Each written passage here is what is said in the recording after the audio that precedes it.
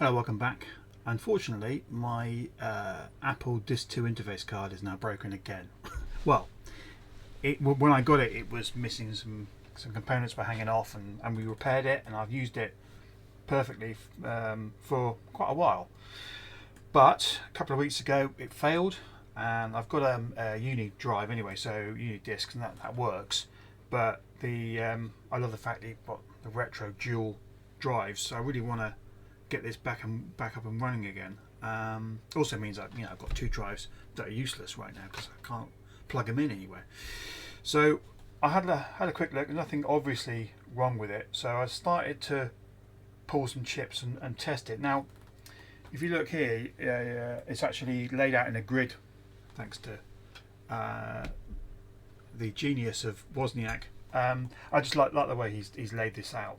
It's so you have A, B, C, D as the vertical, and the horizontal at 1, 2, 3, 4. So you can identify all the components in there. So I've created a grid, and I was going to start testing.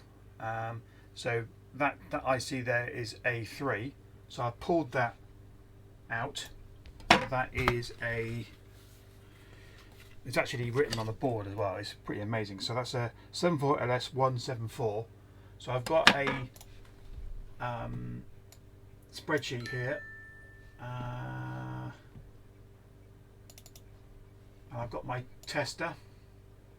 So I think it's a case of testing this now, so we can where is it, the logic test, what was it, 174 174. So the 74174 test. So I had tested this already actually, so I know that at least that one is bad, but that's a demonstration of this. Now I have tested this, and let me just put that on there. Put that down, just make sure that's actually pushed down properly. Test that again. That one's actually normal. That's testing normal. Sorry. It was that one there, which was 74LS132, which is position A2 that was broken. So that one seems to work actually, which is good news. So that one says OK. So I'm going to pull that out and push it in. Oh yeah, one thing I was going to mention was, don't want to handle it too much. If you have a look at this, pins are very badly oxidized, so I did scrape them back a little bit because nicely all the chips are laid that way. It's just so nicely done. Make sure the dimple is around the right way, and that is a, what was it again, 74132. 132. Okay, test that. That one's also okay. All right, okay. Maybe none of them are broken. Maybe it's the PROMs. Oh dear, that would not be good. So that was what was that again? A2 tests. Okay. We're going to go to B2, which is 74LS05.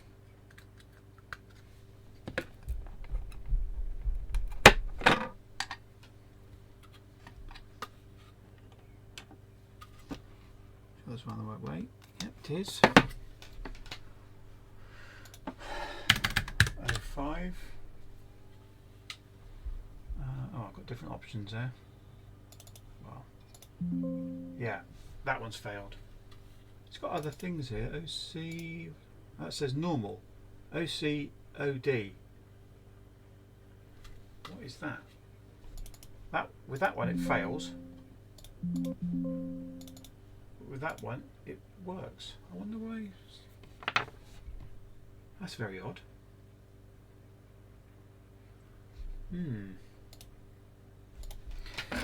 That was B2, and it is okay. I'm going to put that in there. I don't quite know what it means. OC/OD. Weird. Okay, well, I was convinced that one was broken. The other one I can check is the 74LS. Was that 323?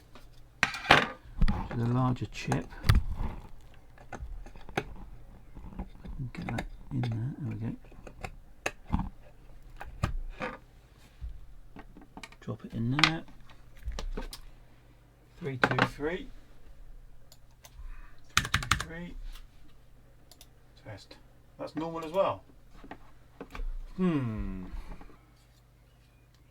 Well, test's okay. So the only suspect there is that one there, 7V LS05. But in all honesty, don't know. So the other chips on here, you've got a 556, which is a dual timer, a 9334. Now I did write something down about that. Bear with me a sec. I'm just going to look for that. So this is an 8-bit latch, and I've read somewhere that this chip here could be a replacement for it, pin replacement for it. So let's just see. So what is that? 259. 259. I don't know whether this is complete speculation. Let's get that in there. Ha! That tests normal. Okay, so that is that. Right. That is an equivalent chip. Okay, fine. Right. I didn't realise we'd be able to test that as well as a what's it? As a 7.4 series chip. Okay, so they all test okay. So the only other ones are the dual timer, the 556, and I've got no easy way of testing that at the moment. I don't believe this is just logic.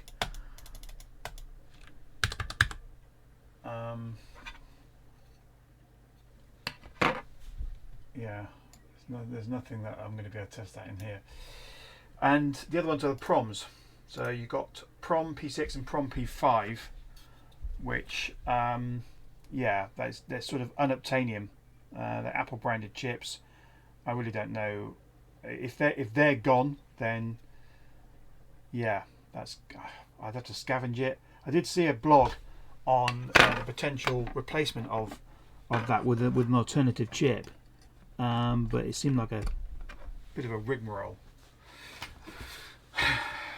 Well, they kind of test okay. That's the only suspicious one there, because when it's in quote standard mode, it doesn't pass. So that might be a replacement. I'm not sure I've got one of those, but I'll find out. I should remember what that is off the top of my head, but I can't. It is it's hex inverter. I've probably got one of those lying around. But anyway, I've pulled all the chips and I've cleaned the contacts. The actual edge connector looks a bit crap as well. Maybe I'll clean that again. Maybe I just put it back in the unit and see whether. Oh, sorry.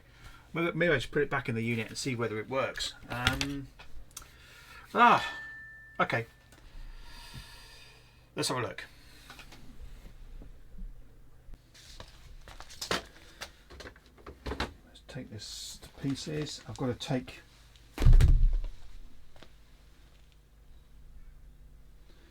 the original card out. But what I don't want to do is dick around too much with all that connector there. So this will be a temporary one. If it does work, I'll probably. Well, I don't know what I'm going to do, because I don't know. I have to take it all out. I tried it before and it doesn't really work. So yeah, as has been said on other blogs, you need to make sure you get them in the right way round.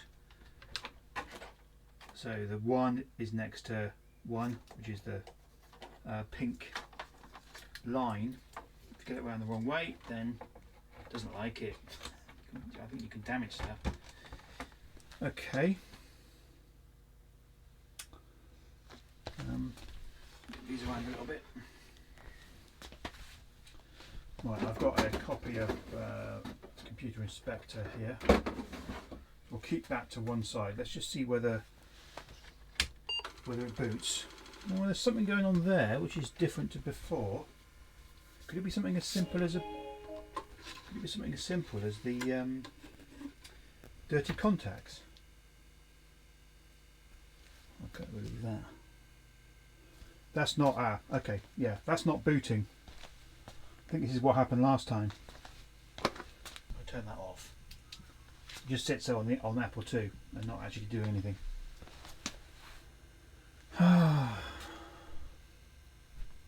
Could it be the disk drive? That's the top one, that's drive 1. Let's just test it and see whether...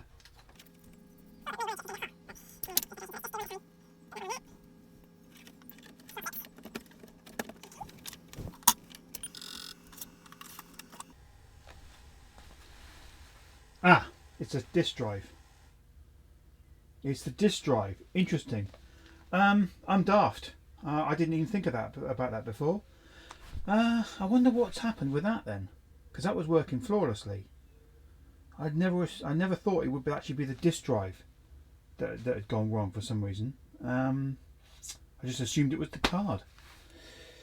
Okay, well, I needed a good cleanup, so that was not a wasted thing. I wonder what's going on. Disk drive test. Drive speed. Oh, okay, yeah, that actually destroys the disk. So I might come back and do that in a bit. General operation, what does that mean? Checking the ability of the disk to accurately read write data. You need a blank disk. Okay, I might come back and do that test. I think what I'll do is I'm going to quickly... Yeah, I think what I'll do is I'm going to go and dismantle that. I'm going to clean that drive and then we'll plug it back in and test it. I don't really care which one's 1 and 2. Who cares? But that's the next step. Let's take it to pieces then and have a look. Cardinal rule, where's my flipping dish? Every time. Right, okay.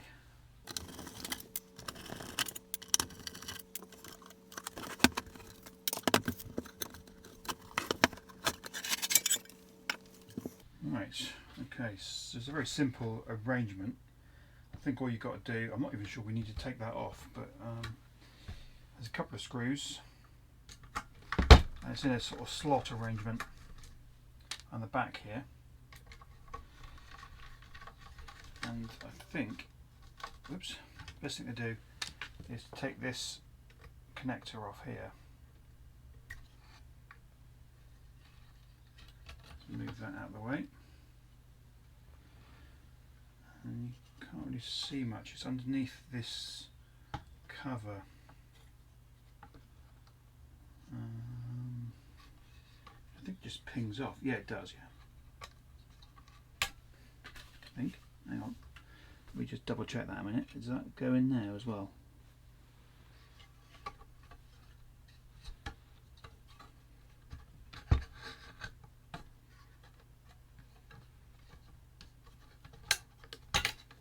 Yeah, just pings off. Right.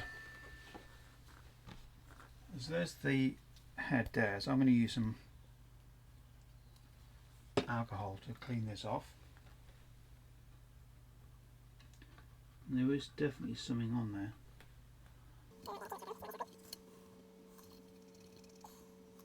Yeah, there was a little bit.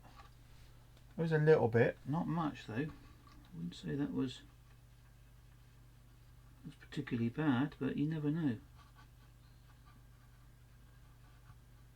Ah, there was some more coming off there. Yeah, actually, there was a bit there coming off. Okay, I think this drive was the main drive. This was the boot drive, so this one was getting more activity, more of a workout than the other drive.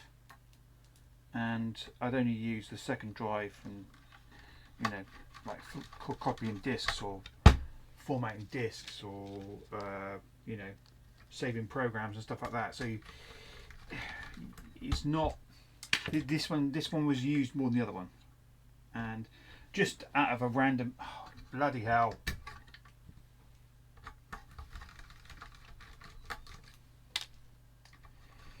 if you were shouting at me whilst I was screwing this up thinking that covers off, then I wish I'd heard you. Right, let's put that back, shall we?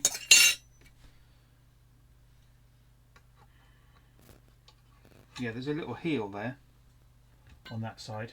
So that you have to, oops, put that there down first underneath that lip and then push it down. There we go. Right.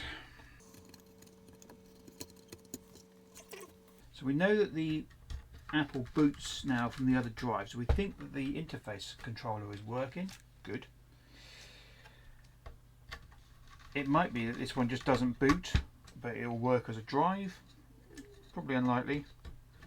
If it works at all, it should boot. I mean, you know, I want it to be able to boot.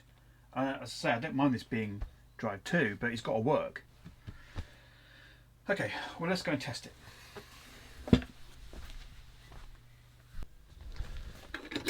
And whip this inspect disc out of here and try it.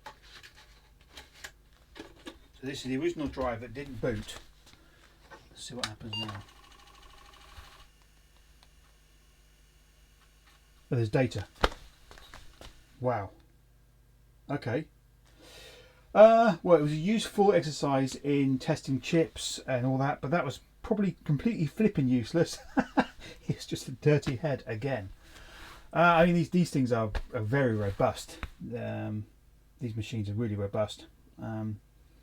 Testament to the engineering, really. So, yeah, if people hate on the Apple, well, certainly this Apple, the Apple II, is a work of art, really.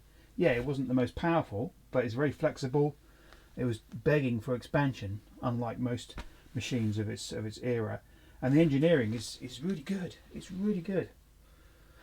Anyway, you can tell I'm a Wozniak fan. I won't bang on about it. Okay, so there we go. That's now repaired. I'm going to get this all buttoned up and remove this Unidisc device. Let me just zoom up a little bit. So, oops, there. That's the other disc I was using. I really like the aesthetic of that disc, but I have to say that's a lot slower than those, and I think that's because that's the calibration of that has drifted. So there is a way you can use this program with the disk drive test to actually help with the drive speed calibration. There's some potentiometers on there which have actually been in there. There are some potentiometers which you can use to tweak the drive parameters. So I'm not going to touch that. That one's great. This other one up there has drifted, but yeah, happy with that. So I'm going to get this all buttoned up and see you next time. Cheers.